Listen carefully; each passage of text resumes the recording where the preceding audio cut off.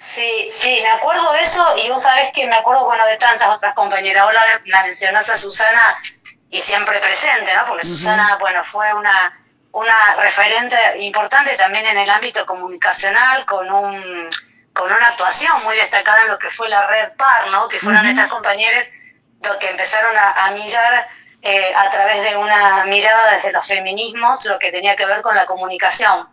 Bueno, compañeras como Rosana González, Adela de los Santos, Rosana Cristina, un montón González, de sí. compañeras, claro. Y vos sabés, Belén, que hace, viste, esos recuerdos que te traen las redes sociales. Mm. En una de las fotos veíamos que, claro, por aquellos tiempos, la red de género se formó alrededor del 2013, 2012, 2013 más o Sí. menos, y el primer Ni Una Menos del 2015 nos encontraba y nos reuníamos en lo que era la Defensoría del Pueblo en ese momento, que era la gestión de Andrea Galaverna, ¿no? Y nos juntábamos ahí y yo miraba las fotos, ¿no? Con ese...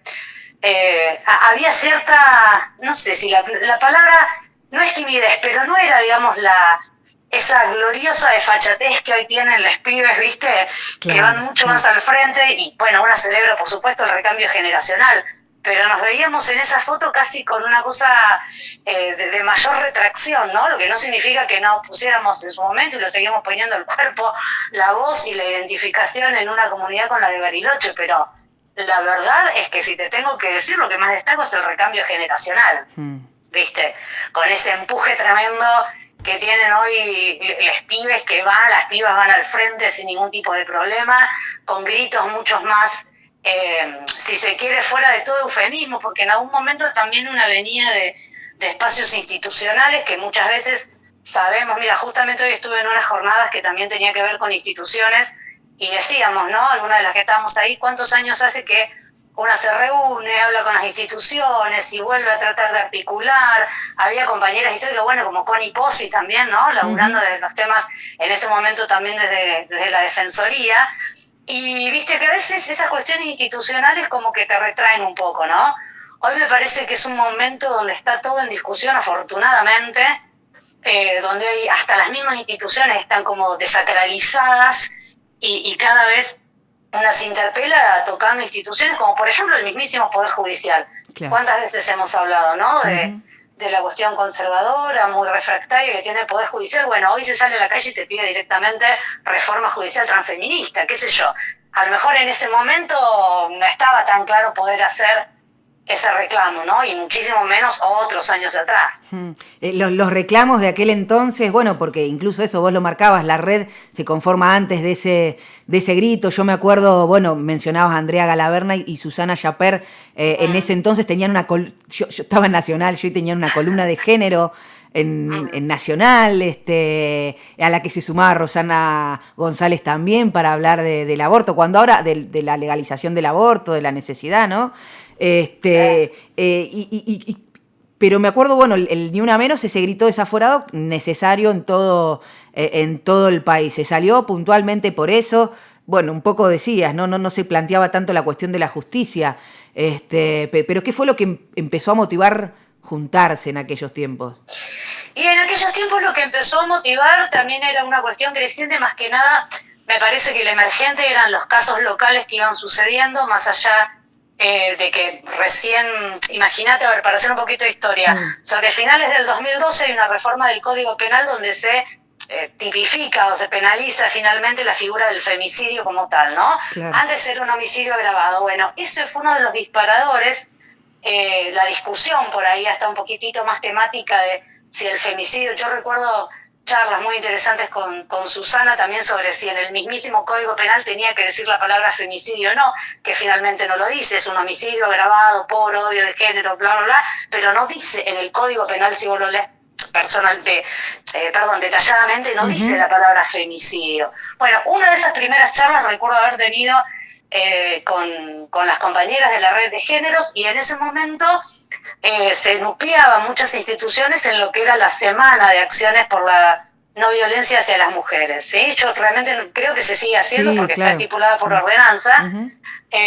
pero fue una de esas las ocasiones que empezó a nuclear y nosotras veíamos que siempre estábamos, viste, circulando entre las instituciones, dijimos, bueno, y si lo dejamos como una mesa permanente, como una red permanente, y así fue, ¿no? También empezar a debatir esas cuestiones, los circuitos de denuncias que todavía siguen teniendo como algunos déficits.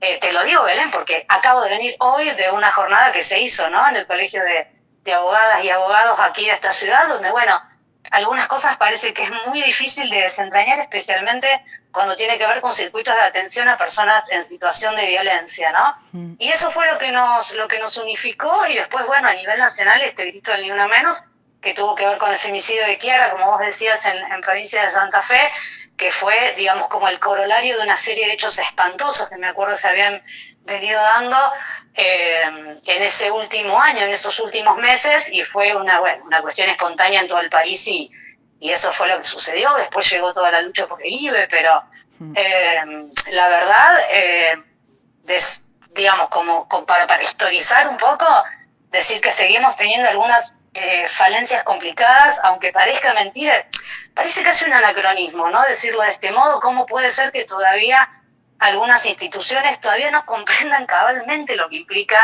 la violencia de género, ¿no? Y bueno, y parece que no, habrá que volver a explicarlo 1, 2, 3 veces. Parece mentira, pero no, todavía no. Todavía no. Nadina, la última, bueno, ¿cuáles son hoy los reclamos urgentes que vos notás? Mencionaste recién el ámbito judicial.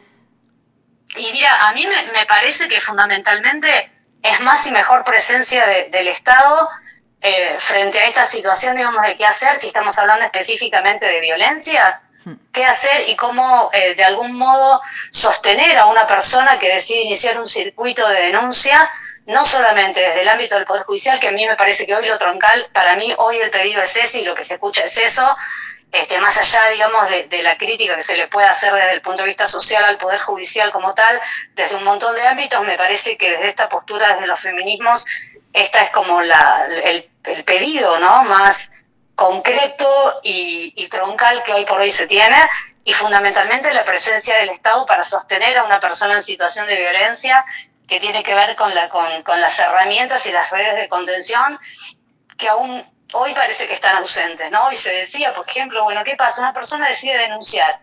¿Qué hace a partir de ahí? ¿Cómo se sostiene? ¿Tiene una solución habitacional? Una persona en situación de violencia hoy en Bariloche, con sus hijos, ¿a dónde va? Por ejemplo, con lo que sabemos que sucede hoy en Bariloche. ¿A dónde va si no tiene recursos, si no tiene, en medio de una crisis habitacional espantosa? ¿Alcanzan las casas refugio? Bueno, parece que sí, parece que no. ¿Cómo es? Bueno, esos siguen siendo los emergentes, ¿no? Me parece la presencia del Estado y la necesidad imperiosa, recalco la palabra, de una reforma judicial donde realmente se entienda que la aplicación de la perspectiva de género, siempre lo decimos, permanentemente lo decimos, no es una opción, es una obligación, es un mandato convencional y constitucional.